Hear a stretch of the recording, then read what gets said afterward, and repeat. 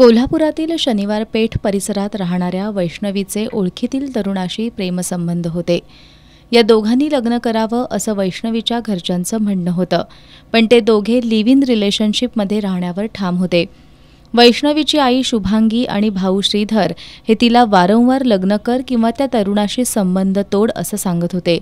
मात्र वैष्णवी मित्राशी असलेले संबंध तोडत नव्हती। याच रागातून वैष्णवीची आई शुभांगी, भाऊ श्रीधर यांनी तिला बुधवारी रात्री पन्हाळा तालुक्यातील देवठाणे इथं वैष्णवीचा मामा संतोष आडसुळे यांच्या घरी नेलं। या ठिकाणीही वैष्णवीची समजूत काढण्याचा प्रयत्न केला, मात्र तिनं नकार दिल्यानं आई, भाऊ आणि मामानं तिला बेदम मारहाण केली। या मारहाणीत वैष्णवी बेशुद्ध पडली।